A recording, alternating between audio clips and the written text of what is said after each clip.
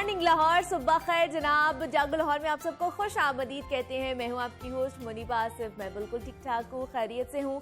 उम्मीद करती हूँ कि आप लोग भी इस वक्त जहाँ कहीं भी होंगे ठीक ठाक होंगे, मोहब्बतें और मुस्कुराहटें बांट रहे होंगे। अच्छा बोला करें और हमेशा ही अच्छा सोचा करें, क्योंकि अच्छे अल्फाज और अच्छे ख्यालात ही खूबसूरतियाँ तख्लीक करते हैं।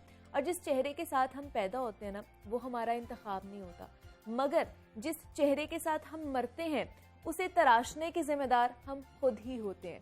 और वो हमारे लफ्ज़ों, हमारे ख्यालात, ख्वाबों और दुआओं का अक्कास होता है। इसलिए अपने चेहरे को अच्छे ख्यालात और अच्छे अल्फाज के साथ खूबसूरत बनाना चाहिए, ताकि हमारी जो आने वाली ज़िंदगी है और ये वाली ज़िंदगी भी अच्छे से गुजर सके। तो इसी खूबसूरत पैगाम के साथ हम आगे बढ़ते हैं और कुछ बात कर लेते हैं सेहत और फिटनेस के हवाले से। तो अल्लाह ताला ने ना इंसान को कई किस्म की सलाहियतों से नवाजा होता है, जिनमें हवासे हमसा यानी सुनने, बोलने, देखने, चखने और महसूस करने की जो सलाहियत होती है ना, वो सरे फहरिस्त है। और ये तमाम खूबियाँ हमारे जिस्मानी अज़ा से मुंसलिक होती हैं। जब तक हमारे अज़ा सेहतमंद होते हैं, हम ये काम बआसानी सर अंजाम दे सकते हैं। लेकिन अगर अज़ा किसी वजह से नाकारा हो जाएं, तो हमारी सलाहियतें भी मांद पड़ना शुरू हो जाती हैं।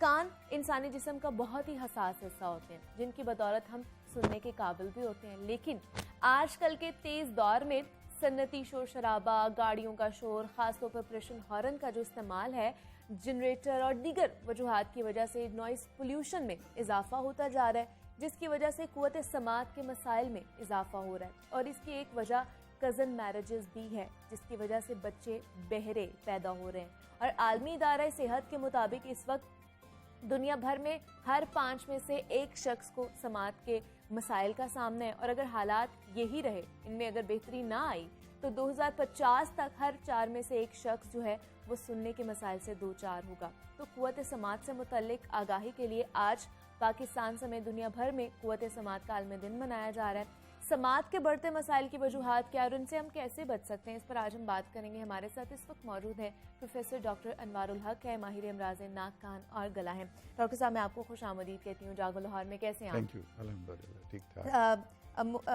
डॉक्टर साहब, आज कुव्वत समात का आलमी दिन मनाया जा रहा है पाकिस्तान समेत दुनिया भर में। तो हमें बताइएगा अमूमन हमारी वो कौन सी आदात हैं जिनकी वजह से हमारे जो कान हैं या कान के जो पर्दे हैं वो मुतासर होना शुरू हो जाते हैं? बेसिकली शुरू में एक तो पैदाइशी सबसे बड़ा मसला है कि कज़न मैरिजेस जैसे आपने कहा, लेकिन तकरीबन 1000 में से 2 बच्चे कुदरती तौर पर बहरे पैदा होते हैं। ओके। और वो बच्चे, उनमें से 90% बच्चे ऐसे होते हैं जिनके दोनों पेरेंट्स नॉर्मल होते हैं। आल्दो फैमिली के अंदर पीछे उनकी जो फैमिली ट्री है उसके अंदर चांसेस होते हैं कि वहाँ पर किसी ना किसी को हियरिंग का मसला हो, लेकिन नॉर्मल पेरेंट्स में भी हियरिंग लॉस होने के चांसेस काफ़ी ज़्यादा होते हैं। अगर नॉर्मल पेरेंट्स हो तो उनके बच्चों को हियरिंग लॉस होने के चांसेस ज़्यादा होते हैं। तो आप मतलब ये तकरीबन 2 से 3 पर 1000, मतलब हर 1000 में से 2 से 3 बच्चे कंजेनिटली डेफ पैदा होते हैं। लेकिन बचपन में कुछ ऐसी बीमारियां हैं जिसमें नज़ला, ज़ुकाम, खांसी वगैरह होती है। अच्छा। जिसमें नाक और कान का जो कनेक्शन होता है आपस में वो डिस्टर्ब हो जाता है, इन्फेक्शन की वजह से बंद हो जाता है और कान के दरमियानी हिस्से के अंदर पानी जमा हो जाता है। तो बचपन में सबसे बड़ी वजह कान कम सुनाई देने की ये होती है, जो कि एक काबिल इलाज मर्ज है। और उसका अगर बर वक्त इलाज किया जाए तो बच्चे की सुनने की सलाहियत बिल्कुल ठीक रहती है। तो बच्चों में जो कंजेनिटली डेफ होते हैं, जो बोल भी नहीं सकते, वो बोलते इसलिए नहीं है कि वो सुन नहीं सकते, वो सुनेंगे तो बोलेंगे। हाँ। तो उन बच्चों में गवर्नमेंट ने भी इनिशिएटिव लिया हुआ है कॉक्लियर इम्प्लांट का, कि उनमें एक मसनूई कान जिसका आधा हिस्सा स्कल के साथ अंदर ऑपरेशन करके फिट किया जाता है और आधा हिस्सा बाहर की तरफ होता है। वो दोनों, बाहर वाला हिस्सा रिसीव करके अंदर वाले हिस्से को ट्रांसमिट करता है, तो जो सिग्नल्स होते हैं वो डायरेक्टली ब्रेन तक चले जाते हैं और इन बंदा सुनना शुरू कर देता है बच्चा। और ये बच्चे का ऑपरेशन अगर बर वक्त यानी 2, 3, 4 साल की उम्र में किया जाए, जितनी जल्दी किया जाए उतना ही बेहतर होता है और उतने ही उसके सुनने के चांसेस, उसके सुनने और बोलने के चांसेस ज़्यादा होते हैं। ठीक है। लेकिन जो बच्चे कंजेनिटली डेफ होते हैं, अगर वो 50% तक भी सुनते हों तो उनमें बोलने की सलाहियत पैदा हो जाती है और थोड़े बहुत अल्फाज बीच में उनके मिस होते हैं। लेकिन उन थोड़े बहुत अल्फाज अगर उनको बर वक़्त उसकी तशख़ीस की जाए और बर वक़्त उनको आला या उनका अगर कोई मेडिकली इलाज मुमकिन है तो उनका किया जाए तो उनकी स्पीच बिल्कुल नॉर्मल डेवलप हो जाती है, जो अदरवाइज़ थोड़ी सी डिसेबल्ड होती है और कॉम्प्रोमाइज़्ड होती है, जिनमें कुछ अल्फाज वो नहीं बोल पाते बच्चे। तो अब बाकी बच्चों में आमतौर पे जिस तरह नज़ला ज़ुकाम ज़्यादा होता है, बच्चों का नाक ज़्यादा बहता रहता है, तो इसके असरात भी कानों के ऊपर पड़ते हैं और पर्दे मुतासिर होना शुरू हो जाते हैं। पर्दे मुतासिर कान में इन्फेक्शन हो जाती है, इन्फेक्शन से पर्दे फट जाते हैं और पर्दे फटने से फिर उनको मुस्तकिल समात का मसला होता है, जिसका बाद में किसी भी मतलब ऑपरेशन से या दवाइयों से इलाज करके पर्दे को दोबारा जोड़ा जाता है और किसी हद तक समात को दोबारा बहाल किया जा सकता है। मतलब मुझे बताएं, किसी भी किस्म के अगर पर्दे का या कान का मसला होगा वो काबिल इलाज है? जी बिल्कुल, कान के पर्दे का जो मसला होता है वो काबिल इलाज होता है। अच्छा। पर्दे का मसला कब काबिल इलाज होता है? बेसिकली जो हमारी सुनने की सलाहियत है, जो कमी है, उसको हम दो तरह से डिफ़ाइन करते हैं। एक को हम कहते हैं कि कंडक्टिव डेफनेस है, कि आवाज़ आपके बैरूनी कान से या हवा से, माहौल से आपके अंदरूनी कान तक नहीं पहुंच सकती। ठीक है। जिसमें प्रॉब्लम आपके कान के बैरूनी कान, जो कि कान से यहाँ से लेके कान के पर्दे तक और पर्दे से लेके फिर कान का दरमियानी हिस्सा, वहाँ तक अगर किसी किस्म का प्रॉब्लम हो तो हम उसको कंडक्टिव डेफनेस बोलते हैं। और कंडक्टिव डेफनेस का मतलब ये कि ये ट्रीटेबल कंडीशन है, से जिसकी सबसे बड़ी वजह मैल है।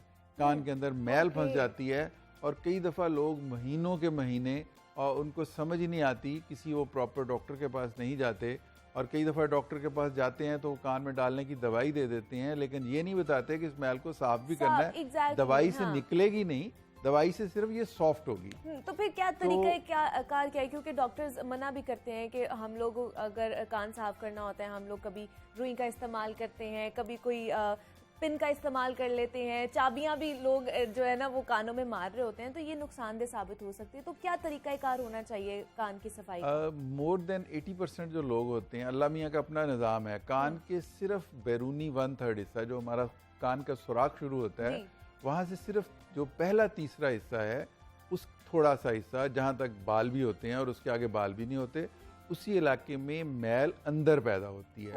90% मैल जो है वो कान के अंदर पैदा होती है और सिर्फ उसी हिस्से में होती है और वहाँ से वो अंदर की तरफ ट्रैवल नहीं करती। यूजुअली हम कान को थोड़ा खुजाते हैं या कान लेटते हैं, हमारे तकिए पे गिर जाती है, वो 85% लोगों की खुद ब खुद गिरती रहती है। अच्छा। और उनको ज़िंदगी भर सफाई की ज़रूरत नहीं पड़ती। अच्छा। और किसी भी चीज़ से कान की सफाई खुद नहीं करनी चाहिए, लेकिन उसमें प्रॉब्लम ये है कि सबसे बुरी चीज़ जो है आजकल जो फैशन कॉटन बड्स का शुरू हो गया है, क्यू टिप्स का शुरू हो गया है, उसमें वो कान मैल को बाहर नहीं निकाल सकती, वो कान मैल को अंदर तो धक्का लगा सकती है लेकिन उसको बाहर नहीं निकाल सकती। सो क्यू टिप्स जो है वो कान को साफ करने का कोई तरीका नहीं है। और वो कान को ऐसे अंदर से रगड़ के साफ कर देते हैं कि कान में खुजली शुरू हो जाती है। कान किसी भी चीज़ से कान साफ नहीं करने चाहिए खुद से, लेकिन क्यू टिप्स जो हैं वो सबसे वर्स्ट हैं। अदरवाइज़ अगर हम किसी और चीज़ से साफ करते हैं तो वो मैल एक ग्रीस की तरह कान के अंदर होती है, तो वो उससे स्प्रेड हो जाती है, इधर उधर हो जाती है, लेकिन ज़्यादातर मौजूद रहती है, थोड़ी बहुत निकल आती है और बॉडी की हीट से दोबारा वो पूरे कान को कवर कर लेती है, जो कि एक मॉइस्चराइज रखती है उसको, इचिंग कम होती है। तो वो अगर हम रगड़ के साफ़ कर दें तो उसमें इचिंग भी बढ़ जाती है और अगर मैल मौजूद हो उसके आगे धक्का लगने का भी चांस होता है। तो आइडियली तो किसी भी चीज़ से नहीं साफ़ करनी चाहिए, कान खुद ब खुद साफ़ होते रहते हैं और नहा के आप जिस टावल जहाँ तक आपका जाता है वहाँ तक सफाई कर लें और बिल्कुल अंदर तक जो है उसको सफाई की ज़रूरत नहीं होती। अगर हम उसके मैल के अलावा और बात करें तो सेकंड चीज़ कान का पर्दा है, जो कि इन्फेक्शन से भी फट जाता है और चोट लगने से भी फट जाता है। कोई कान पे थप्पड़ लग जाए या फुटबॉल वगैरह कुछ मतलब ऐसी चीज़ आके कान पे लगे जो कान के ऊपर मतलब प्रेशर, कान के एक्सटर्नल ईयर के अंदर प्रेशर डाले और उस प्रेशर से कान का पर्दा फट और जाए। इसकी बहुत बड़ी वजह बहुत से लोग जो डॉक्टर्स ये कहते हैं कि बेजा जो हम लोग हैंड फ्री और जो फ़ोन का इस्तेमाल करते हैं उसकी वजह से हमारे जो कान के पर्दे हैं वो भी मुतासर हो सकते हैं। मैं उस तरीके से इससे एग्री तो नहीं करूंगा कि अच्छा। अगर आप बहुत ऊंचा नहीं सुन रहे, हाँ। ज्यादा बेशक सुन रहे हैं लेकिन उसका वॉल्यूम मतलब एडिक्वेट है, तो हाँ। वो कान का जो बैरूनी पर्दा होता है जहाँ पर हमारा कान का ये सुराख जाके ख़त्म हो जाता है और आगे कोई चीज़ क्रॉस नहीं करती, उसको तो मुतासिर नहीं करते, ठीक। लेकिन समात को मुतासिर करते हैं जो कि कान के अंदरूनी हिस्से में होती ठीक है, कॉन्स्टेंटली ठीक है। हम अगर आप ज़्यादा यूज़ कर रहे हैं या आप इंडस्ट्री में काम कर रहे हैं या धमाके वाली जगह पे काम कर रहे हैं, फौजी जो है फायरिंग कर रहे हैं ऊंची, या आपके कहीं शादी पे गए हैं वहाँ पे गोला फट गया है, तो आपके कान के पर्दे को भी डैमेज कर सकता है और अंदरूनी कान के हिस्से को भी डैमेज कर सकता है, जो कि हमेशा के लिए आपके लिए एक माजूरी का बायस बन सकती है। मतलब तो ये जो नॉइस पोल्यूशन है, नॉइज पोल्यूशन एक माजूरी का बायस बनती है, जिसमें इंडस्ट्री अच्छा। और जो हमारा इर्द गिर्द का हमारा माहौल है वो और बाकी जो चीज़ें मतलब जो भी शोर पैदा करती हैं, उसके अलावा बेजा दवाइयों का इस्तेमाल कि दवाइयों के साइड इफ़ेक्ट्स की वजह से ख़ास तौर पे जो दवाइयाँ हैं टीबी के लिए यूज़ होती हैं, स्ट्रेप्टोमाइसिन, नियोमाइसिन, जेंटासिन, ये वाली दवाइयाँ समात पे बुरा असर डालती हैं।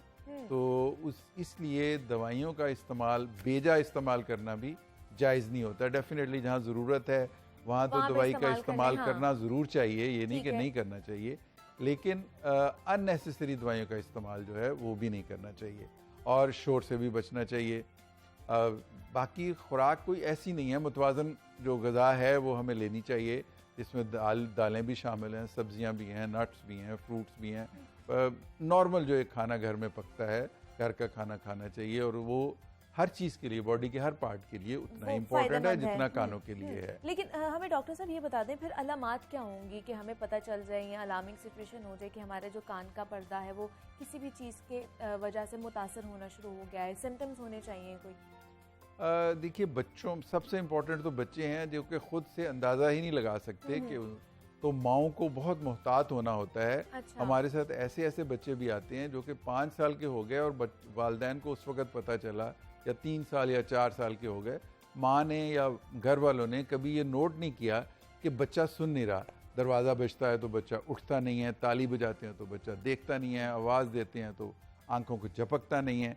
मतलब वो चीज़ें जो कि हमारे मतलब जो माओं को नोट करना चाहिए कि बच्चा सुनता है कि नहीं सुनता है। और अगर थोड़ा बहुत भी शक हो तो ऐसे गैजेट्स और टेस्ट मौजूद हैं जिनसे पता चल जाता है, जिसमें बच्चे ने बताना नहीं होता कि उसको आवाज़ आ रही है, कि हम सिग्नल्स उसके कान में देते हैं, उसकी परसेप्शन ब्रेन से ले लेते हैं कि उसको आवाज़ कितनी दिमाग तक पहुंच रही है।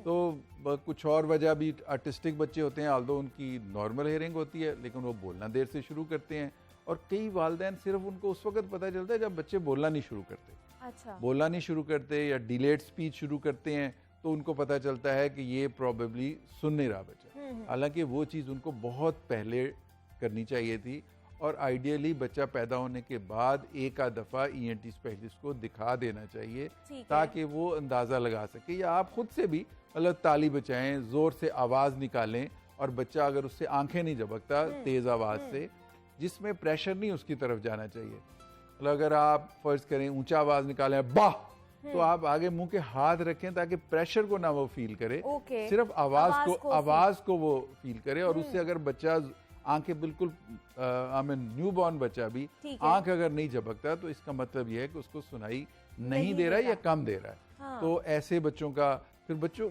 माओं को थोड़ा सा कॉन्शियस होना है कि बच्चे हमारे सही सुन रहे हैं। तो जो हेयरिंग का प्रॉब्लम है वो दोनों एक्सट्रीम्स के ऊपर ज्यादा है, बच्चों में भी और ओल्ड एज में भी। अच्छा, और जो हमारी एज बढ़ती है तो हेयरिंग लॉस के उसकी क्या वजह है?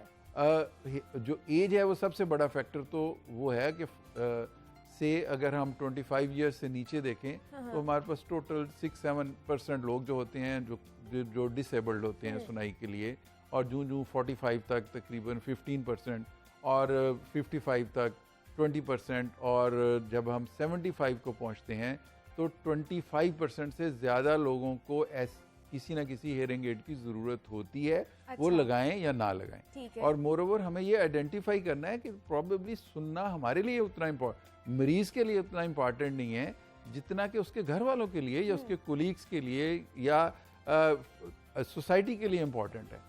कि अगर वो सुनेगा तो घर वालों को ऊंचा बोलना पड़ता है, वो टीवी को ऊंचा कर लेता है और टीवी को ऊंचा करके वो मतलब बाकी घर वालों के लिए एक नुइसेंस होती है।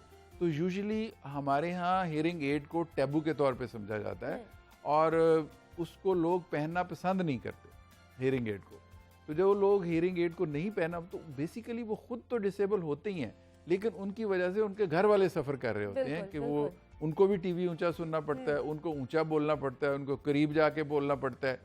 और जो हमारी सुनने की सलाहियत है, जब वो अंदरूनी कान और उससे आगे प्रॉब्लम होती है जो कि एज के साथ ज़्यादा है या दवाइयों के साथ, तो उसके अंदर बेसिकली 3 तरह की प्रॉब्लम ज़्यादा होती है। ठीक है। एक तो आवाज़ आती ही कम है, ओके। और उसके बाद जो आवाज़ आ जाती है उसकी समझ कम आती है कि मतलब जिस तरह उसको कहें रोटी और बोटी, इनमें वो डिफ्रेंशिएट नहीं कर सकते, मतलब उनके लिए मुश्किल होता है। ओके। और तीसरा कानों में शोर भी आता है, वो भी इसी के साथ एसोसिएटेड होता है। ये एज रिलेटेड इश्यूज हैं। इनमें से जिस चीज़ को बिल्कुल ठीक किया जा सकता है और वो बेसिकली जो है हेयरिंग के जो कम आवाज़ आती है वो आ जाए हेयरिंग एड। हेयरिंग एड एक लाउड स्पीकर है जो से जो मस्जिद का लाउड स्पीकर है वो पूरी मुआशरे के लिए है या मोहल्ले के लिए है, और हेयरिंग एड जो है वो एक बंदे का लाउड स्पीकर है। वो बिल्कुल ऐसे ही है, जब वो लगाता है तो उसको अच्छी आवाज़ आती है, नहीं लगाता तो नहीं अच्छी आवाज़ आती। जैसे मैं ऐनक लगाऊंगा तो मैं अच्छा देख सकता हूँ, अगर ऐनक नहीं लगाऊंगा तो मैं बुरा, मतलब मुझे उतना अच्छा नजर नहीं आएगा। और ये परसेप्शन है उनकी कि जी हमने हेयरिंग एड लगा ली तो अब हम ठीक हो जाएंगे या हेयरिंग एड हमें लग जाएगी।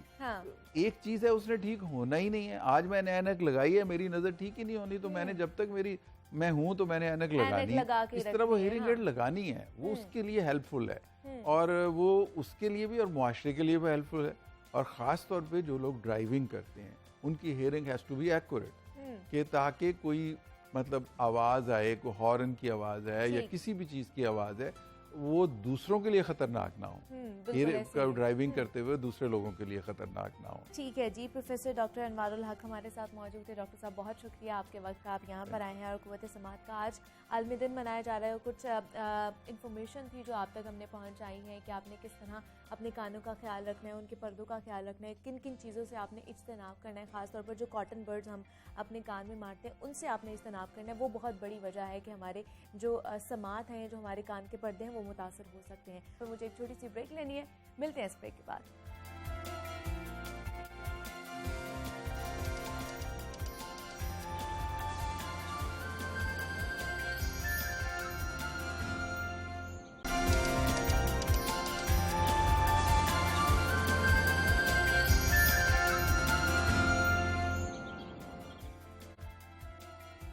वेलकम बैक टू जागो लाहौर। जनाब ब्रेक से वापस आ चुके हैं और बिलाशुबा जंगली हयात हमारे लिए कुदरत का खूबसूरत तोहफा है, लेकिन अगर इस बात को समझा जाए अच्छे तरीके से तो ही, वरना गैर मुनासिब हालात और ज़रूरी इंतजामात ना होने के बायस ना कुदरत का ये जो अनमोल तोहफा है हमारे लिए इम्तिहान भी बन जाता है। और पाकिस्तान में कई वाइल्ड लाइफ पार्क्स भी हैं और चिड़ियाघर भी मौजूद हैं जिनमें कई किस्म के जानवर और परिंदे भी मौजूद हैं, लेकिन उन चिड़ियाघरों की हालत ऐसी है कि वहाँ जानवरों को कुदरती माहौल मुहैया करना हुकूमत के बस की बात ही नहीं नजर आ रही है। कावन की मिसाल हम सबके सामने है। वफाकी दारुल हुकूमत इस्लामाबाद के चिड़ियाघर को श्रीलंका की जानिब से तोहफे में मिलने वाला हाथी कावन 35 साल बाद इस्लामाबाद हाई कोर्ट के हुक्म पर ही कंबोडिया भेज दिया गया, और उसके बाद भी कई जानवर या तो मुल्क से बाहर भेज दिए जाते हैं या फिर वो जान की बाजी हार जाते हैं मुल्क में रहते रहते ही।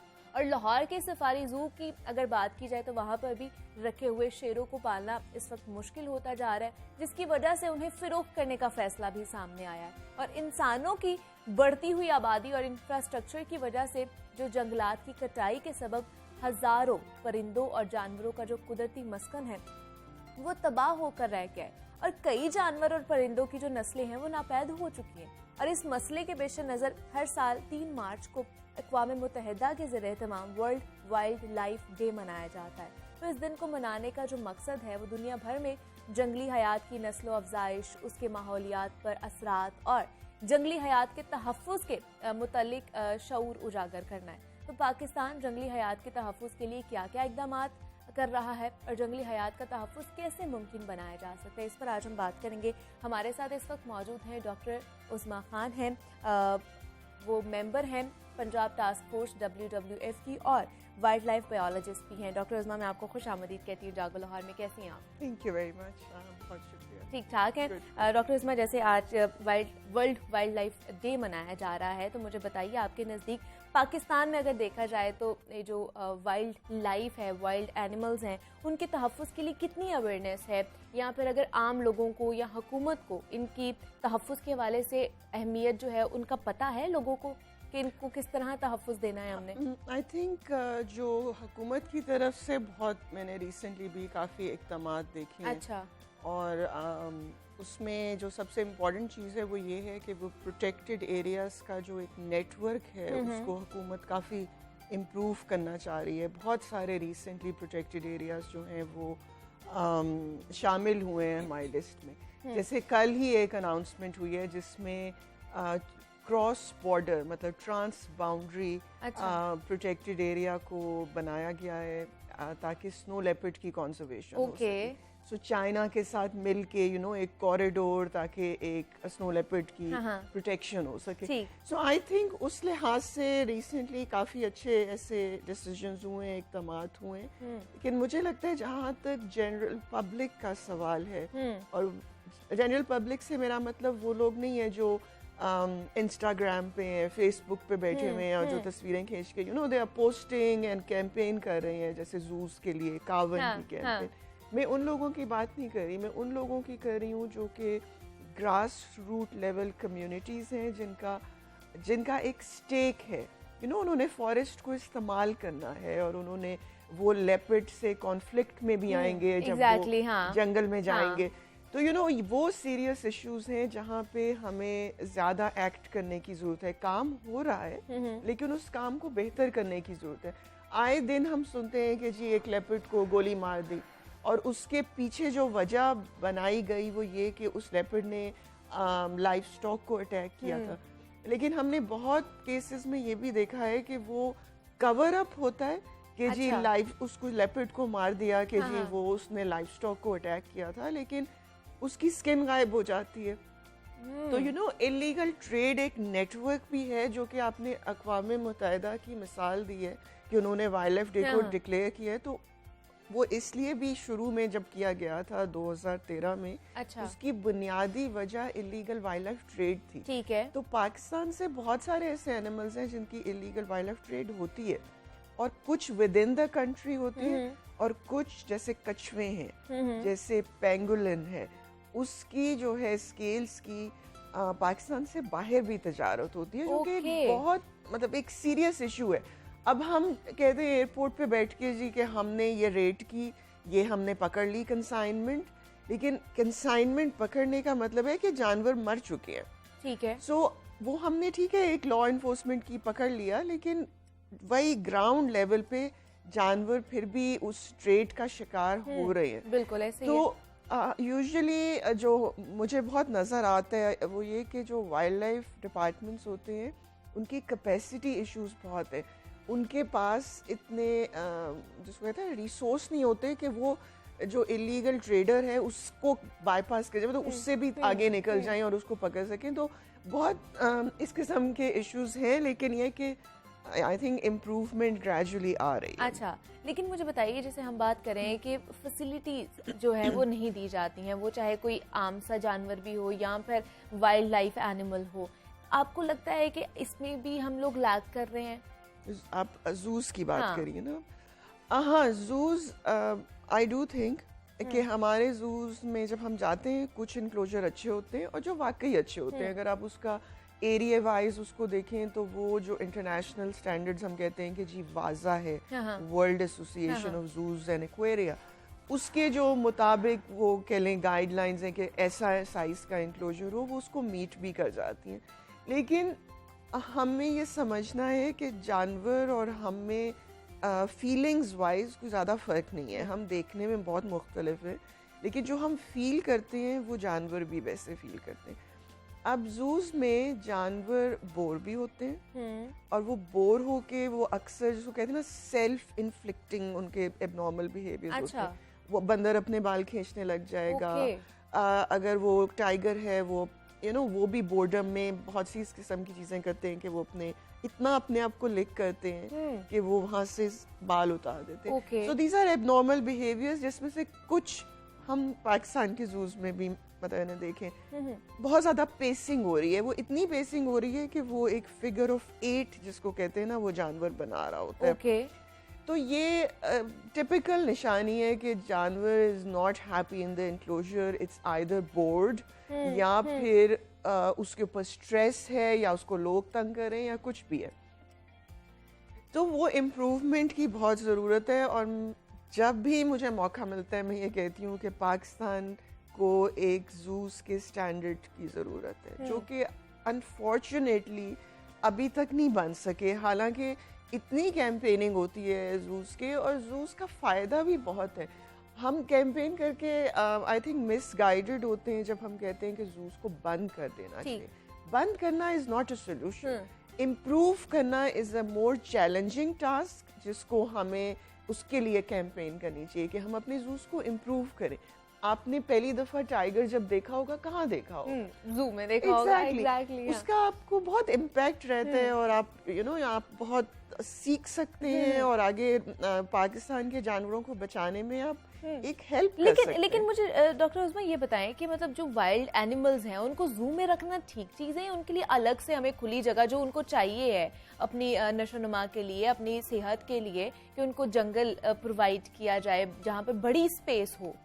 अब देखिए, let me give you example of कावन। आपने उसको किया, कावन एक जू एनिमल था।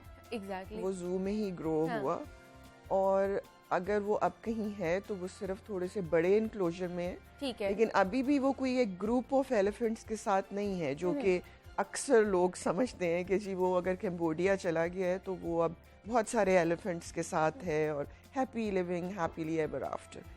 ये बात नहीं है। ओके। सो अब मुझे लगता है कि जो जू एनिमल्स होते हैं वो काफ़ी वो अक्सर जू बॉर्न होते हैं, they are adapted to live in a zoo. तो वो ठीक होते हैं अगर आप उनको ठीक फैसिलिटीज़ प्रोवाइड करें। अगर आप उसकी टांगें बांध के उसको जू में रखेंगे जैसे कावन का केस था तो ऑब्वियसली क्रिटिसिज्म होगा और राइटली सो। लेकिन ये जू जैसे अगर टाइगर्स हैं, लायंस हैं हमारे जूज में, तो उनको हम जाके जंगल में नहीं छोड़ सकते। They are not local species. वो यहाँ मतलब सर्वाइव भी शायद ना कर सके और दे विल प्ले हैवक, क्योंकि हमारी लोकल स्पीशीज हैं big cats, snow leopard and common leopard. हम वहाँ टाइगर छोड़ के क्या करेंगे या लायन छोड़ के क्या करेंगे? और ये सिर्फ जो आज आप कहते हैं जी सफारी पार्क है जी, लाहौर जू सफारी बड़े बड़े इनक्लोजर है। Safari park in my mind is another name for a zoo. It's just a fancy name जो हम सबको बड़ा अच्छा लग रहा होता है। लेकिन ये कि सफारी पार्क का ठीक है कॉन्सेप्ट है कि यू हैव बिगर इनक्लोजर्स जो जनरली हम समझते हैं, लेकिन वो भी एक जू ही है, वो भी एक कैप्टिव फैसिलिटी है, उसमें भी जानवर बोर हो सकते हैं। Bigger size of enclosure does not mean that animal is happier. ठीक है। तो और वो commonly लोग यही समझते हैं, बड़ा enclosure ज़्यादा खुशी। बड़े घर का मतलब ये नहीं है कि आप ज़्यादा खुश हो जाएंगी। खुशी बहुत और चीज़ों से आती है। It's same like animals. Think कि animals हमारी तरह के ही हैं, सिर्फ looks different है। ठीक है। तो क्या मजीद नेशनल पार्क्स, हमें बड़े बड़े नेशनल पार्क्स बनाने की ज़रूरत है अभी भी पाकिस्तान में? आई थिंक हमारे पास अब अच्छे नेशनल पार्क्स हैं। अच्छा। जो मुझे अब गैप नज़र आता है वो ये कि हमारे नेशनल पार्क्स के प्रॉपर मैनेजमेंट स्टैंडर्ड्स होने चाहिए, उसके मैनेजमेंट प्लान्स होने चाहिए। अब मैंने डॉल्फिन्स पे बहुत ज़्यादा काम किया, river dolphin like Indus dolphin. अब हमारा एक 190 किलोमीटर का प्रोटेक्टेड एरिया है सिंध में, गुड्डू और सक्खर बराज के दरमियान। अब ठीक है डॉल्फिन पॉपुलेशन पिछले 20 सालों में इम्प्रूव भी हुई है, लेकिन वो जो एरिया है वहाँ फिशिंग की भी इजाज़त है।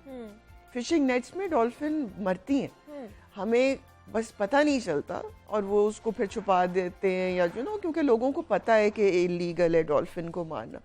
लेकिन अब मुझे समझ नहीं आती वो ये कि आपने एक प्रोटेक्टेड एरिया बनाया है, उसमें आप फिशिंग को रोकें ताकि आप वहाँ पे भुलन को, डॉल्फिन को बचा सकें। अब वो फिशिंग नेट में फंसेगी। अगर मुझे कोई कहे कि हम लगाते हैं जी नहीं फंसती, तो मैं कभी मानने को तैयार नहीं हूँ, बिकॉज वो इट्स नॉर्मल कि वो फंसेगी, वो होगा।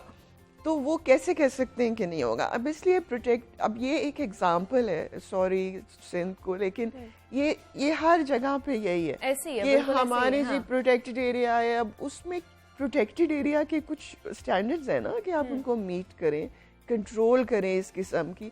सो ये मुझे वो कुछ प्रोटेक्टेड एरिया और देन फिशिंग है और डॉल्फिन है और so it doesn't work together, it doesn't मुझे बताइए डॉक्टर उस्मा, आपकी जो ऑर्गेनाइजेशन है वो किस तरह काम कर रही है हुकूमत के साथ मिलके इनकी वाइल्ड लाइफ एनिमल्स के हवाले से?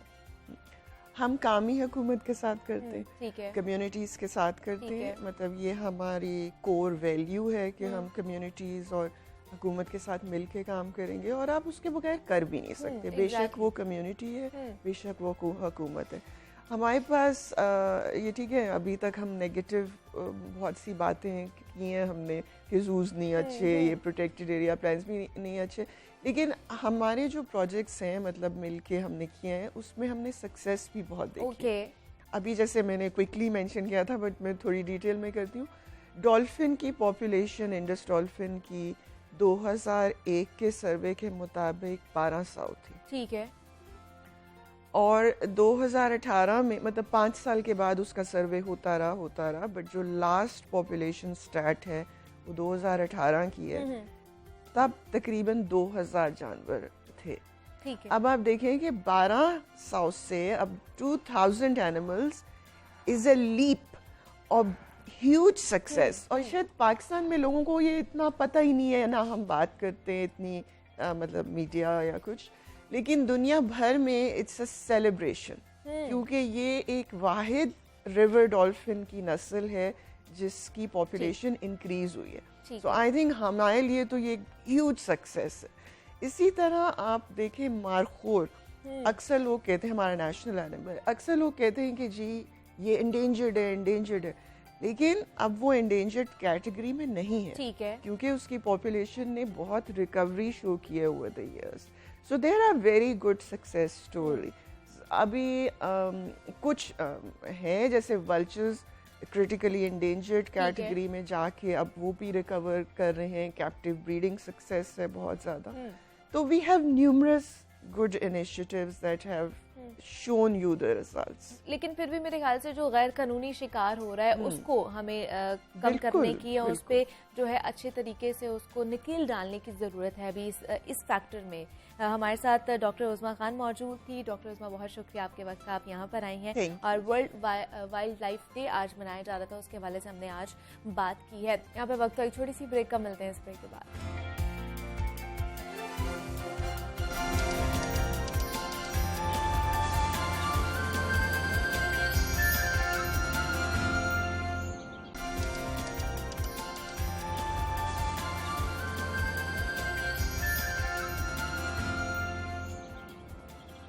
वेलकम बैक टू जागो लाहौर। जनाब, ब्रेक से हम वापस आ चुके हैं। सेगमेंट है हमारा लाहौर की दुनिया, जिसमें हम लाहौर और लाहौरियों के मसाइल डिस्कस करते हैं।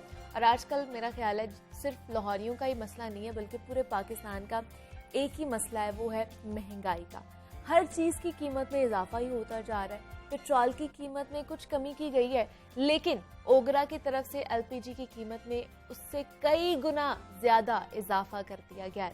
ओगरा ने मार्च 2022 के लिए LPG की नई जो सारिफ कीमतों का नोटिफिकेशन भी जारी कर दिया है, जिसके मुताबिक LPG 27 रुपए फी किलो, घरेलू सिलेंडर 319 रुपए और कमर्शियल सिलेंडर 1226 रुपए महंगा कर दिया गया है। जिसके बाद गरीब सारिफ के लिए LPG की नई कीमत 234 रुपए फी किलो तक जा पहुंची है। घरेलू सिलेंडर की अगर बात की जाए तो वो 2759 रुपए और कमर्शियल सिलेंडर 10,613 रुपए में फरोख्त हो रहा है। और नए पाकिस्तान में एलपीजी की कीमत 2 सालों में 160% तक इजाफा हुआ है और कीमत जो है तारीख की बुलंद तरीन सतह पर पहुंच चुकी है। एलपीजी आपको पता है गरीब आवाम का फ्यूल है। रोज बरोज बढ़ती कीमतों से गरीब रिक्शा ड्राइवर और जो गरीब सारिफ हैं उनके चूल्हे ठंडे होने वाले हैं। और एलपीजी कीमतों में इस कदर इजाफा क्यों होता जा रहा है, इसके हवाले से क्या क्या इकदामात उठाए जाएंगे, क्या असरात मुरतब होंगे, इस पर आज हम बात करते हैं। हमारे साथ मौजूद हैं इस वक्त इरफान खोखर साहब हैं, चेयरमैन हैं एलपीजी डीलर्स एसोसिएशन के। सर मैं आपको खुश आमदीद कहती हूँ जागो लाहौर में, कैसे हैं आप? ठीक है, बिल्कुल शुक्र अल्हम्दुलिल्लाह। एलपीजी की कीमत तो उसमें इजाफा होता जा रहा है, मेरे ख्याल से हम सारे ही परेशान हैं, आप लोग भी तो परेशान होंगे कि नहीं? बिल्कुल जी, बहुत असर पड़ता है हाँ। क्योंकि ये गरीब का फ्यूल है और ऐसे ही है। गरीब रिक्शा ड्राइवर्स और जब देहातों में जहाँ पे कुदरती गैस नहीं है, यहाँ पे शहर में भी गैस नहीं है, ऐसे ही है तो बिल्कुल। इतनी ये तरीक की बुलंद तरीन सतह क्रॉस करके बात तो सच है, लेकिन बात है रसवाई की बिल्कुल ऐसी। लेकिन एक माह में 27 रुपए फी किलो इसमें इजाफा किया गया एलपीजी में।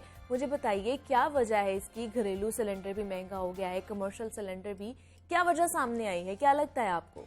देखें, यहाँ पे पेट्रोल गरीब का फ्यूल है, शायद एलपीजी गरीब का फ्यूल कहा जाता था, लेकिन आज आप देखें कि उसके ऊपर तमाम टैक्सेस का खात्मा कर दिया गया है।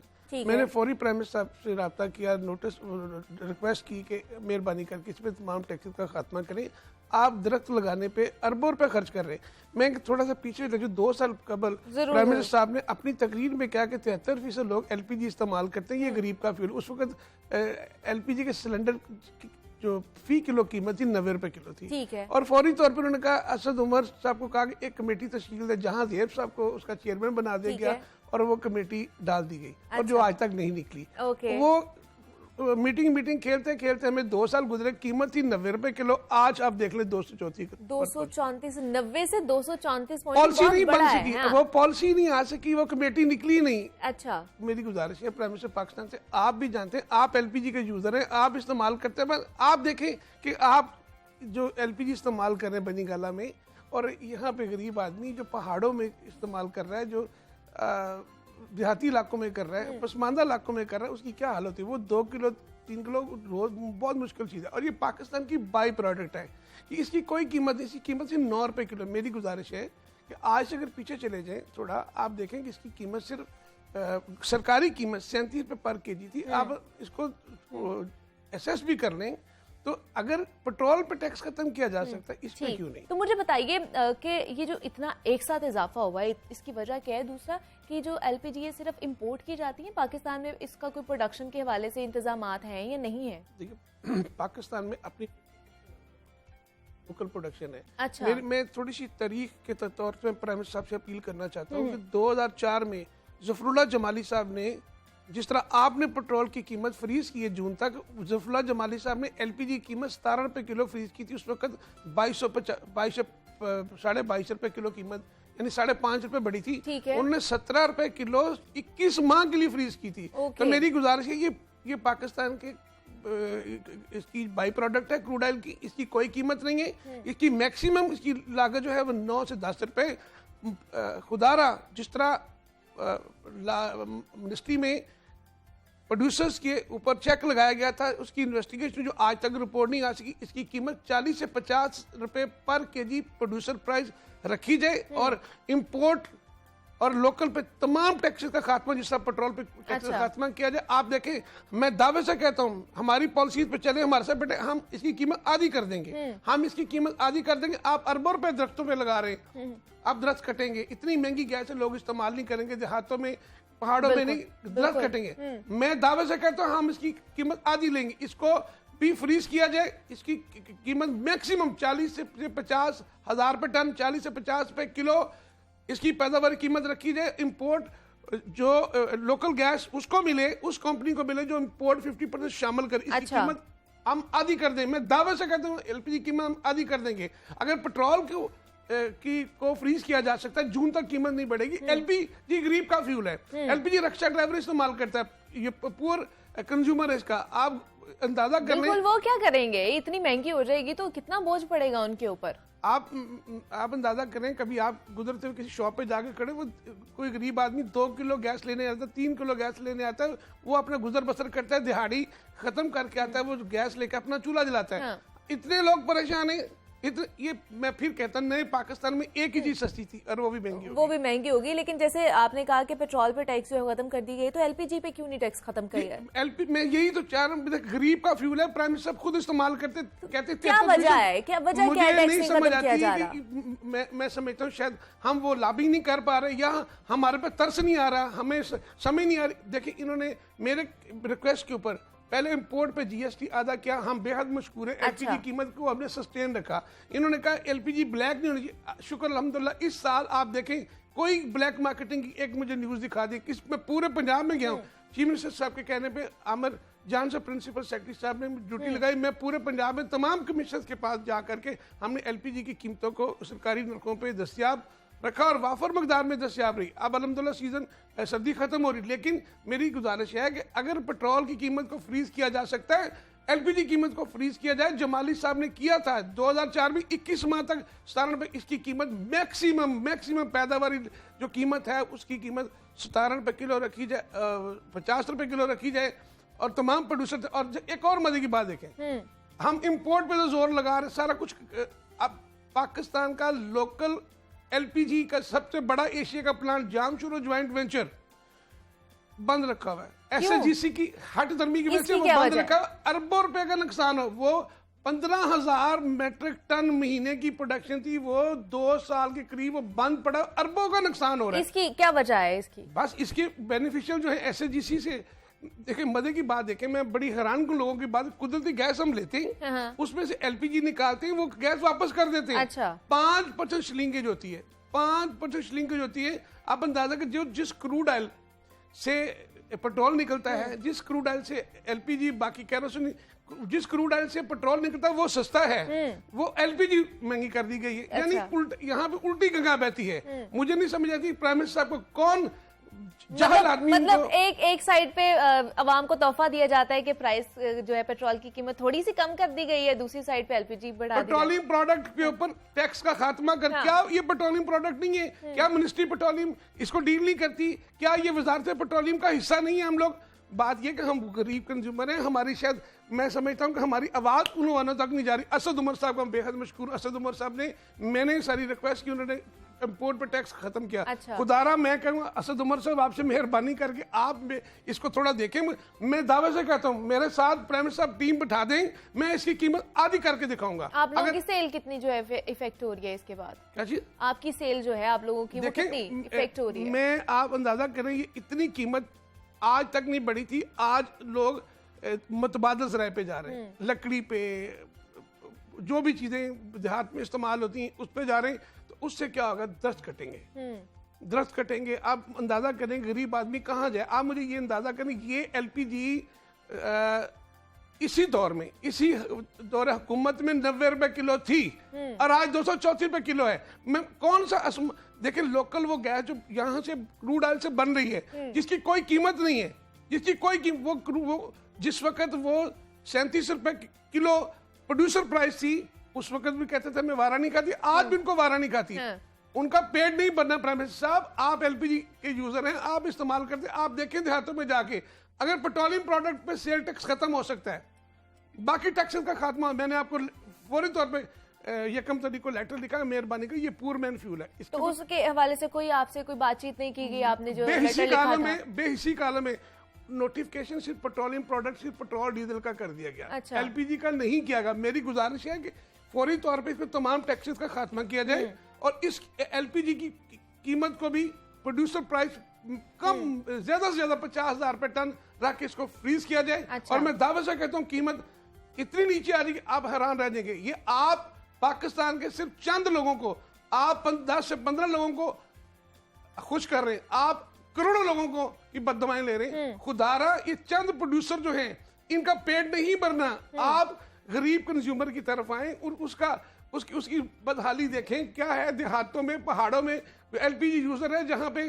उसके बाद, और रमजान आ रहा है, बिल्कुल रमजान मुबारक में टाइम पे शहरी करनी होती है, अफ्तारी करनी होती है। खुदारा प्राइम मिनिस्टर साहब, प्रोड्यूसर की प्राइस को फौरी तौर पे 50,000 रुपए टन पे फ्रीज कर दें और Okay. फौरी तौर पे जाम चोरू ज्वाइंट वेंचर लोकल प्रोजेक्ट जो है डेली की 300 से 500 मेट्रिक टन की उसकी प्रोडक्शन है, उसको फौरी तौर पे चलाया जाए ताकि इंपोर्ट बिल हमारा कम हो, हमारा जितना खसारा होता है वो कम हो। लोकल प्रोडक्शन जो अरबों रुपए का SSGC की हिट दर्मी की वजह से पाकिस्तान को अरबों रुपए का टीका लगा। अब देखें SSGC के कुछ लोग हैं जो इंपोर्ट करके गैस बेचे, सरकारी इदारा जो अपनी LPG निकाल सकता है, हाँ। जो यहाँ पे सस्ती LPG आ सकती है, वो उसका टर्मिनल अंडर द टेबल उनको पैसे मिलते हैं, इंपोर्ट करते हैं, वो इस तरफ नहीं आ रहे। पाकिस्तान का अपना एशिया का मतलब सबसे बड़ा काली प्रोजेक्ट काली है। भेड़े हैं इसमें भी। काली भेड़े छोटा लफ्ज इनके लिए। अच्छा। अब 2 साल से अरबों रुपए का कौन जिम्मेदार होगा? एक तो हम पोर्ट पे अरबों डॉलर बाहर चला गया, ठीक। लोकल प्रोडक्शन आपकी बंद पड़ी हुई है, और SSGC इसी बजट में इसको सपोर्ट करता था, इतना पैसा जाम चुरू ज्वाइंट वेंचर से आता था।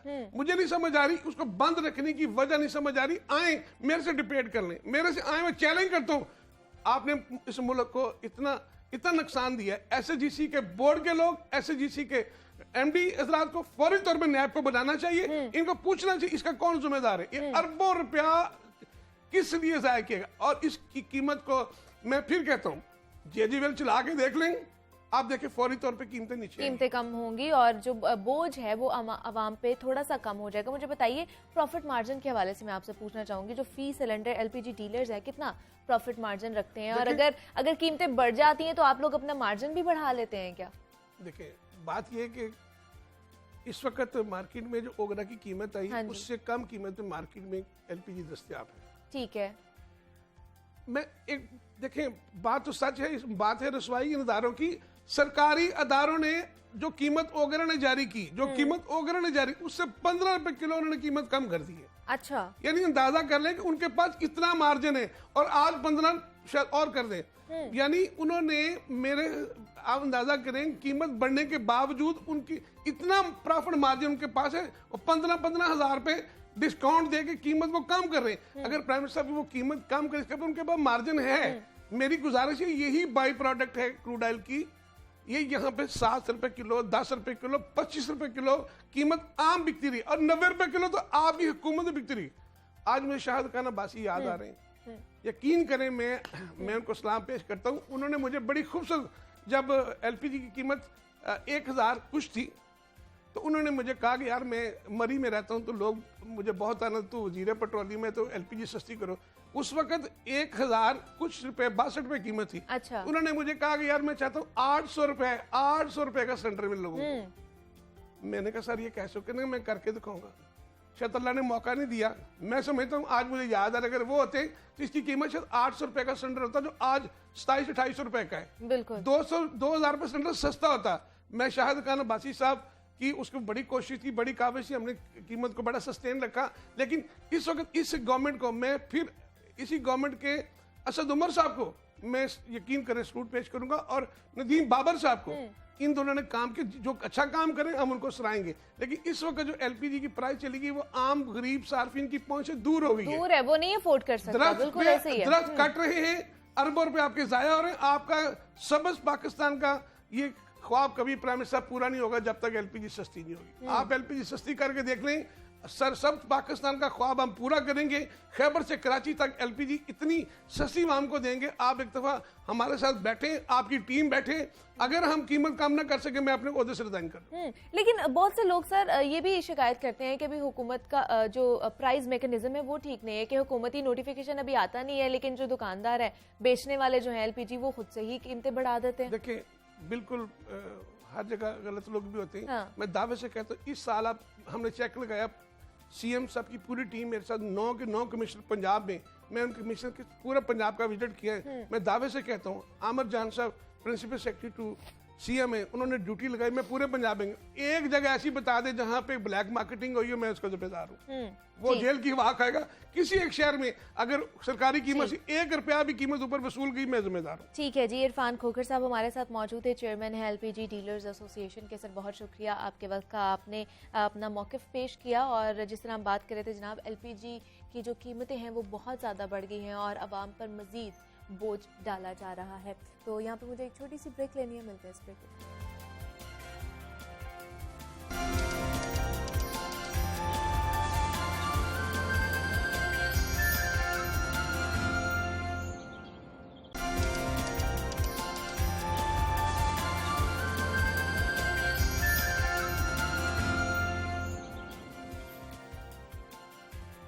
वेलकम बैक टू जागो लाहौर। जनाब, अब कुछ बात हो जाए सेल्फ केयर के हवाले से, तो हमारे यहाँ ना गोरे रंग को खूबसूरती का मयार समझा जाता है और जिसका रंग गोरा ना हो उसके मुतालिक बहुत से ऐसे अल्फाज इस्तेमाल किए जाते हैं और जिनमें काला, कालू, सांवली रंगत वाला, इस तरह के अल्फाज जो हैं वो उनके हवाले से उनके मुतालिक इस्तेमाल किए जाते हैं। और ये जो अल्फाज होते हैं ना, ये मुआशरे में एक ऐसी खलीज पैदा कर रहे हैं जो वक्त के साथ साथ गहरी भी होती जा रही है। और सांवली रंगत ने ऐसी एहसास कमतरी को जन्म दे दिया जिसने हमारे मुआशरे को कभी ख़त्म ना होने वाली दौड़ में शामिल कर दिया है। यहाँ तक कि अब बहसियत मुआशरा ये हमारी इज्तिमाई सोच का भी हिस्सा बनता जा रहा है। नस्ल दर नस्ल परवान चढ़ने वाला ये नज़रियात आज के जदीद दौर में अब मीडिया के जरिए भी तरवीज पा रहे हैं।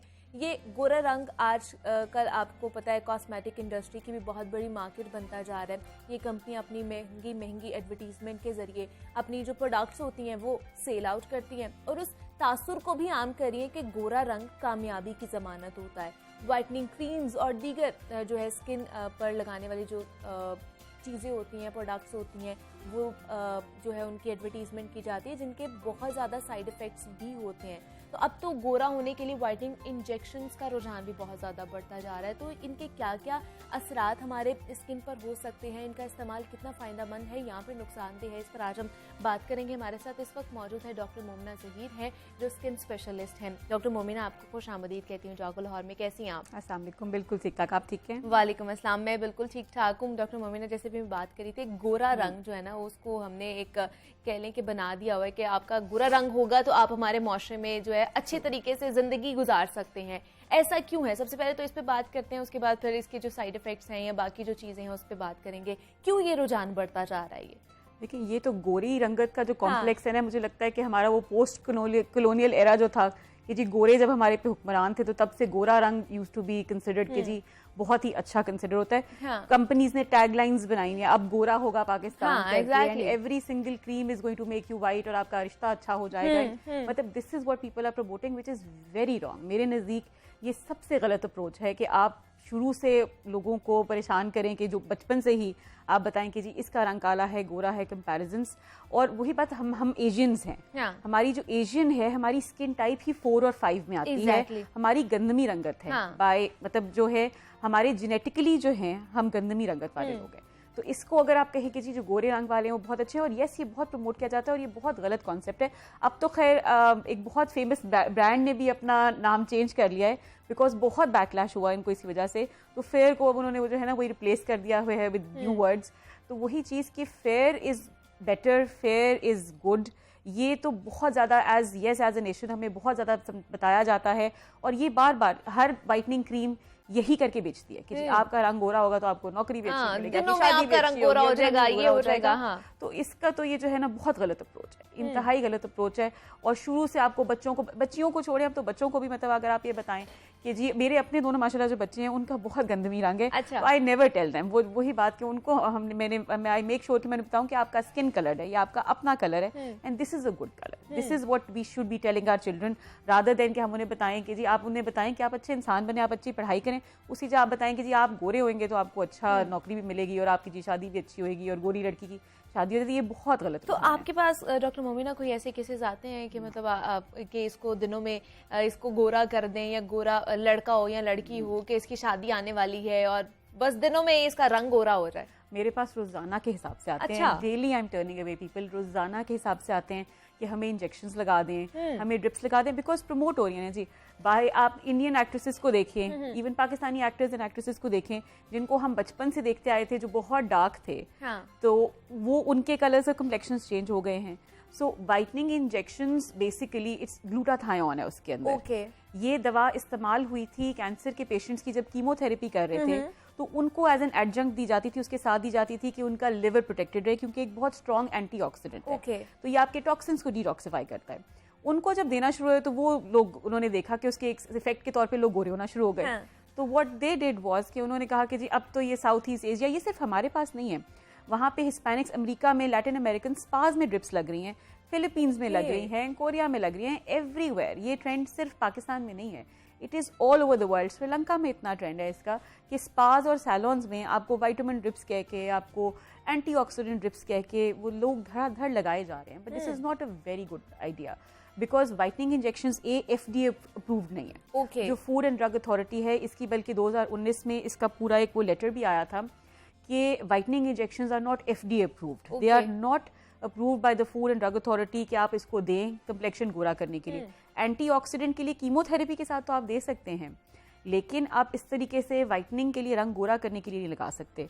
दूसरी चीज बिल्कुल अनचेक्ड और अनरेगुलेटेड है। Okay. आप कहाँ से टीका ले रहे हैं हाँ. और आप कहाँ से उसको लगा रहे हैं। आप जहाँ पे भी जा रहे हैं, जिस तरह लेट से अगर मैं इंजेक्शन लेती हूँ तो मुझे पता तो नहीं कि वो कहाँ से बना के आया, मैन्युफैक्चरिंग कहाँ से है। एक सिमिलर इंजेक्शन की 5 चाइनीज कॉपीज भी आई हुई हैं। ओके। तो वही चीज़, जिस तरह एक दवा है उसकी एफिकेसी फ़र्क है। अब पहले जब शुरू में वाइटनिंग इंजेक्शंस आए थे, आज से कोई 7-8 साल पहले जब बहुत शुरू में आने शुरू हुए थे, तब वो 6 ग्राम की स्ट्रेंथ में थे, फिर वो 12 ग्राम की स्ट्रेंथ में हुए, फिर वो 50 ग्राम की स्ट्रेंथ में हुए। अभी द अदर डे कोई मुझे कह रहा था कि जी 75 ग्राम का भी इंजेक्शन आ गया हुआ है। So this is one practice that I don't promote at my clinic. अगर आप हमारे क्लिनिक के इंस्टाग्राम पेज पे भी जाएंगे या कहीं भी देखेंगे, जो मेरे पेशेंट्स हैं दे नो कि मैं वाइटनिंग इंजेक्शंस नहीं लगाती हूँ। वजह उसकी ये कि एक तो वही चीज़, एक तो टेम्प्रेरी भी। अच्छा, तीसरा इसका मसला कि प्योरली टेम्प्रेरी है। अगर आपने 5-6 महीने टीके लगवा लिए, यस कलर चेंज होता है, मैं ये नहीं कहती कि रंगत में फ़र्क नहीं आता, 2 से 3 शेड्स आपका कंप्लेक्शन फ़र्क हो जाता है, लेकिन द मोमेंट आप उसको छोड़ते हैं 5 से 6 महीने में वो वापस चला जाता है आपका, और आपका वैसा ही कलर हो जाता है, वैसा ही कंप्लेक्शन हो जाता है। या तो हो के जी परमानेंट कोई चीज़ हो, इट इज़ प्योरली टेम्प्रेरी। 5-6 महीने के इस्तेमाल के बाद आपका वो ख़त्म हो जाता है। फिर अगर आप इतनी हाई डोज की दवाई इंजेक्शन लगवा रहे हैं, anything that is going inside your vein, हर दफा जब आपको कोई टीका लगेगा तो उससे क्या होता है कि आपको एलर्जी का डर होता है। ठीक है। कोई भी वेन में टीका लगे, आपने कितना अक्सर सुना होगा जी टीका लगा तो वो डेथ होगी पेशेंट की, एलर्जी हो गई, बहुत सीवियर रिएक्शन हो गया। सो एलर्जिक रिएक्शन जितनी दफा भी, चाहे आप वही टीका दोबारा भी लगवा रहे हैं, हर दफा देयर इज अ चांस कि आपको एलर्जी हो जाए। एलर्जिक रिएक्शन का चांस, एलर्जिक रिएक्शन के चांस के अलावा आपको liver damage, kidney damage, because इतनी हाई डोज में लग रहा है, अनचेक्ड, अनरेगुलेटेड, कोई रेगुलेशंस नहीं है। अच्छा, कोई स्टडीज नहीं है ग्लूटाथायोन के साइड इफेक्ट्स के बारे में। इंजेक्टेबल तो आम सैलून में भी हर चीज हर जगह लग रहा है। मैं आपको यही तो बता रही हूँ कि दिस इज समथिंग कि आई वाज वेरी हैप्पी जब आपने मुझे कहा कि इस चीज़ के ऊपर आके बात करें, बिकॉज दिस इज समथिंग कि जिसके बारे में बात करने की जरूरत है। हर जगह लग रहा है ग्लूटाथायोन बहुत प्रमोट होता है कि जी एंटीऑक्सीडेंट ड्रिप है जी। कोरोना में तो इस तरह लगा, कैंडीज की तरह लगा कि जी एंटीऑक्सीडेंट है, विटामिन सी डालें, बूस्टर ड्रिप्स हैं। वही चीज आप खा लें, विटामिन सी आप खा लें, आप पी लें। ऑरेंजेस का मौसम है, गाजरों का मौसम है, आप जूस बना के पिएं, बट आप ड्रिप लगाने से किसी को कुछ नहीं होता। व्हाट यू टेकिंग इनसाइड, अच्छी ऑर्गेनिक डाइट लें, फ्रेश फ्रूट्स एंड वेजिटेबल्स खाएं। यस, आपका रंग गोरा वो नहीं करता, but it gives a very nice glow on your skin. At the end of the day हमें आम आवाम को, पब्लिक को एजुकेट ये करने की ज़रूरत है, या बच्चों से शुरू के लेवल से ही, कि आप अपने कंप्लेक्शन में, आपकी स्किन नीट होनी चाहिए, आपकी स्किन ग्लो करनी चाहिए है। जो आपका अपना कंप्लेक्शन है दैट शुड बी मेंटेन्ड। गोरे होने के प्रेशर में और गोरे उसमें ना पड़ें, because it is a never ending cycle. ये तो ऐसी चीज़ है कि ये नहीं ख़त्म हो सकता। अच्छा, आपने इंजेक्शन लगवा लिया, आपकी शादी हो गई, उसके बाद शादी के बाद कैसे जाके लगवाएंगे?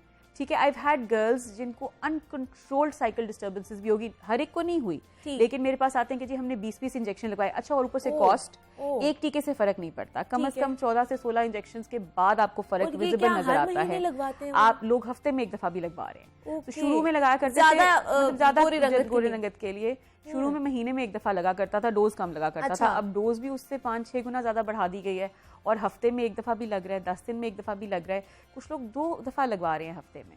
सो ये चीजें बहुत ज्यादा और हर जगह लग रहा है। अब वही बात, कोई तो अगर इसके लॉन्ग टर्म साइड इफेक्ट्स आ सकते हैं हमें? बिल्कुल, मैं आपको वही बता रही हूँ कि अभी तक इस पे कोई कहीं पे रिसर्च नहीं है। ये लॉन्ग टर्म साइड इफेक्ट्स आज से 10-15 साल के बाद आएंगे कि जो इतने लोगों ने ग्लूटाथायोन के इंजेक्शंस लगाए, क्योंकि हमारे पास कोई स्टडी, कोई ट्रायल, कोई कंट्रोल ट्रायल नहीं है। तो ये 10-15 साल बाद आएंगी ये चीज़ें कि जी जिन लोगों ने इंजेक्शंस लगवाए थे उनको ये लॉन्ग टर्म साइड इफेक्ट्स आने शुरू हुए, बिकॉज ये ट्रेंड पिछले 8-10 साल से शुरू हुआ है। और वही चीज़ कि आप उसके चक्कर में लोग लगवाए जा रहे हैं, अनचेक लगवाए जा रहे हैं। 2,500 से 3,000 रुपए का टीका आता है। अच्छा, एक जो लगवाना है आपने, एक जो टीका आता है 2,500 से 3,000 का, वो आप सैलॉन्स में चेक करें या क्लिनिक्स पे चेक करें तो एनीवेयर बिटवीन 8 to 10,000 लगा हुआ है। आजकल मैं और भी देख रही थी, वो इंस्टाग्राम वगैरह पे डील्स लगी हुई है कि जी 6,000 रुपए का एक टीका, तो 24,000 के आप 4 टीके लगवाएं। पैकेजेस चले हुए हैं, ठीक है, कि आप ड्रिप्स लगवाएं। पूरे जहाँ पे मैं काम करती हूँ वहाँ पे देयर आर क्लिनिक्स कि उन्होंने वो चेयर्स लगाई हुई हैं, जिस तरह मैनिक्योर पेडिक्योर बूथ्स होते हैं, वहाँ पे ड्रिप्स लटक रही हैं, and you come and you get that IV drip and cocktail. ये बहुत ट्रेंड चल रहा है। तो वही चीज लोगों को ये अंदाजा होना चाहिए। लोग तो सिर्फ पैसे बना रहे हैं ना अपना, लेकिन इसके साथ साथ हम देखते हैं डॉक्टर कि बहुत से लोग सीरम्स का भी इस्तेमाल कर रहे हैं, जैसे आजकल मेंडलिक सीरम है वो भी यूज किया जा रहा है, विटामिन सी के हवाले से भी सीरम्स यूज किए जा रहे हैं, तो ये कर लेने नहीं, चाहिए ये खुद बिल्कुल ही? मतलब करने चाहिए। अच्छा, जो विटामिन सी बेस्ड सीरम्स है ना, उसके साथ ये कि vitamin C is very good, सबसे अच्छा। अच्छे बेहतरीन एंटीऑक्सीडेंट्स में से है। ठीक है। विटामिन सी सीरम हम रेकमेंड करते हैं कि आप लगाना शुरू करें, आप सुबह के टाइम पे लगाएं, उसके ऊपर सन ब्लॉक लगाएं, अच्छा। तो वो एज एन एंटीऑक्सीडेंट भी काम करेगा आपके लिए, एडेड सन प्रोटेक्शन भी देगा, स्किन पे ग्लो भी देगा। जो एसिड्स के सीरम्स है ना, जिनके अंदर पीलिंग एजेंट्स हैं, जिनके अंदर एसिड्स हैं, उनको आपने ऐसे नहीं इस्तेमाल करना। उसको आप अगर, because I had patients, even एक simple, so it's international brand लेकिन मैं नाम ले रही हूँ, ऑर्डिनरी का AHA BHA पील है, जो बहुत कॉमन है, आपने देखा वो हर इंस्टाग्रामर वो ब्लड रेड सा पील अपने मुंह पे लगा के और वो मुंह धो रहा है। सो जितने बर्न्स मेरा ख्याल है मैंने उससे देखे हैं, आई कीप टेलिंग पीपल के मत लगाएं। आप हमेशा जब भी कोई पीलिंग सोल्यूशन यूज करते हैं, yes it's okay to do peeling at home, मगर एक उसकी स्ट्रेंथ, आपने हमेशा जॉ लाइन पे पैच टेस्ट करना है, बहुत ज्यादा नहीं लगाना है। आई हैड गर्ल्स कि जी एक दफा पील लगाया, हाथ बर्न हो गया, हाथ जी काले हुए थे, टैन हुए थे, उस पर लगाया। बिकॉज देखें जो है ब्रांड्स है तो अपने आप को मार्केट करना है, at the end of the day consumer का ये सिर्फ है कि आप थोड़ी सी अपनी रिसर्च और करें, रिसर्च करें, Be देखें कि sensible. आपकी स्किन पे क्या सूट करता है, क्या नहीं करता। दूसरा फिर ये बता दें, ये सारा तो हो गया है कि हम लोगों ने चीजें नहीं यूज करनी, क्या यूज करना है क्या नहीं करना। अब जो घर पे रहती हैं, जिन्होंने वाइटनिंग इंजेक्शन भी नहीं लगवाने, क्रीम्स भी अब उन्होंने छोड़ देनी है आपके ये कहने के बाद, तो वो क्या करें अपनी जो सेल्फ केयर के हवाले से अपनी स्किन को मेंटेन करने के लिए क्या रजीम अपनानी चाहिए उन्हें? नहीं देखिए बिल्कुल करें, मैं ये नहीं कहती कि ना इस्तेमाल करें। जिस तरह आपने विटामिन सी का नाम लिया, एक तो सबसे पहले आई टेल पीपल कि आप चाहे हाउसवाइफ हो, चाहे आप बाहर जाते हो, गर्मी हो सर्दी हो, अंदर हो बाहर हो, आपने सन ब्लॉक लगाना है। ठीक है। एशियन स्किन पे हम टैन करते हैं, हम पिगमेंट करते हैं, गोरे की स्किन है आप जाएंगे वो बिल्कुल रेड होके बर्न हो जाएंगे। उनकी स्किन बर्न होती है, हमारी स्किन टैन करती है, हमारी स्किन पिगमेंट करती है, ठीक है। हमारी स्किन पे ब्राउन निशान आने शुरू हो जाते हैं। तो अर्ली एज से आई स्टार्ट टेलिंग पीपल, अब मेरा 10 साल का बेटा भी सन ब्लॉक लगाता है, तो आई टेल पीपल कि आपने सन ब्लॉक का यूज मस्ट करना है, ये पिगमेंटेशन को आने से रुकेगा। निशान पिगमेंटेशन अगर एक दफा आ गई चेहरे पे, उसको हटाना दुनिया का सबसे मुश्किल काम है, उसको आने से रोकना है। अच्छा, जो विटामिन सी सीरम का आपने कहा, बिल्कुल लगाएं, सुबह चेहरे के ऊपर विटामिन सी सीरम लगाएं, उसके ऊपर सन ब्लॉक लगा लें। बेशक आप किचन में काम करें, लो स्ट्रेंथ का अच्छी क्वालिटी का विटामिन सी सीरम यूज करें, आप किचन में काम करें, बिल्कुल आपको वो बॉदर नहीं करेगा। ठीक है। उसके बाद आपने क्रीम्स के अंदर जो आपने चीजें देखनी है, इंग्रेडिएंट्स जो देखने हैं, विटामिन सी लें, आर्ब्यूटिन लें, लिकोरिस लें, ये सारी की सारी जब आप क्रीम को पीछे पढ़ते हैं, ये वो हैं जो नेचुरल इंग्रेडिएंट्स हैं। ये सारे के सारे आपकी स्किन को ग्लो भी देते हैं, स्किन की पिगमेंट को भी कम करते हैं, यस रंगत को भी इम्प्रूव करेंगे। सो आपने जिसमें देखें कोजिक एसिड हो, basically kojic acid is slightly stronger, लेकिन kojic acid, arbutin, vitamin C, ascorbic acid भी विटामिन सी का दूसरा नाम है, ये सारी चीजें जिस चीज में होंगी ये आपकी स्किन को ग्लो भी देंगी, बेहतर भी करेगी। अपने खाने का ख्याल रखें, पानी ज्यादा पिएं, कम से कम नेचुरल डाइट लें, वो ज्यादा अच्छी है। हाँ। खाने पीने का ख्याल रखें, फ्रेश फ्रूट्स एंड वेजिटेबल्स लें, बाजार का खाना ना खाएं, बहुत डीप फ्राइड ना। ठीक है जी। डॉक्टर मोमिना जहीर हमारे साथ मौजूद थी, स्किन स्पेशलिस्ट हैं। डॉक्टर मोमिना, बहुत शुक्रिया आपके वक्त का, आप यहाँ पर आई हैं और बहुत अच्छा लगा आपसे बात करके। बहुत सारी इन्फॉर्मेशन और बहुत सारी जो चीज़ें थी वो क्लियर हो गई और आपको भी पता चल गया कि आपने अगर मार्केट में कोई चीज़ या कोई प्रोडक्ट भी खरीदने जाना है तो उसके पीछे जोन जोन सी इंग्रेडिएंट्स डॉक्टर साहिबा ने हमें बताई हैं, आपने वो ज़रूर देखनी है ताकि आपकी स्किन जो है वो मसला ना हो उसके लिए वो चीज़ लगाने के बाद। मुझे आप इजाज़त दीजिए।